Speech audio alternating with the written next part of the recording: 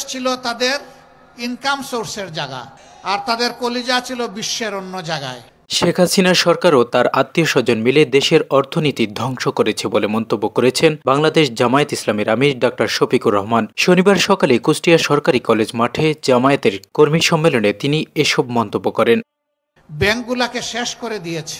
জামায়াতের আমির বলেন, আওয়ামী লীগ সরকার ব্যাংকের টাকা লোপাট করেছে, শিক্ষা ব্যবস্থাকে শেষ করে দিয়েছে। মানবিক দেশ গড়তে সবাইকে ঐক্যবদ্ধভাবে লড়াই করতে হবে। ডক্টর শফিকুর রহমান আরও বলেন, দেশের অপামর জনগণের জনপ্রিয় ইসলামী ব্যাংক ধ্বংস করেছে শেখ হাসিনা পরিবার। ডাকাত এস আলমকে লেলিয়ে দিয়ে পরিবার মিলে টাকা লোপাট করেছে।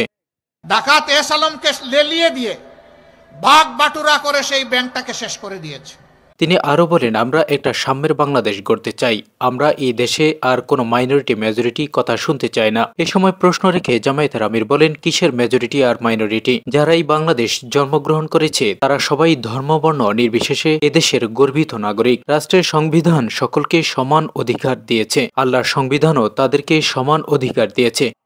কিসের মেজরিটি আর মাইনরিটি? তারা সকলেই ধর্ম বর্ণ নির্বিশেষে এই দেশের গর্বিত মর্যাদাবান নাগরিক। তিনি আরও বলেন, 5 আগস্টের আগে দেশে চাঁদাবাজি দখলদারি ছিল। ফুটপাত থেকে সবকিছু দখল হয়ে গিয়েছিল।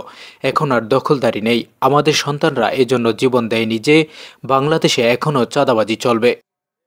এই চাঁদাবাজি দখলদারি মুক্ত বাংলাদেশ আমরা গড়তে চাই। আমরা চাঁদাবাজি এবং দখলদারি মুক্ত বাংলাদেশ গড়তে চাই এবং আমরাই এটা পারব। কারণ আমরা সেই দল যাদের একজন নেতাকর্মীর বিরুদ্ধেও চাঁদাবাজি দখলদারির অভিযোগ নেই। বলবেন তার প্রমাণ কি? আপনারা যে পারবেন, তার প্রমাণ হচ্ছে আমাদের কর্মীরা চাঁদাবাজিও করে না, দখলবাজিও করে না।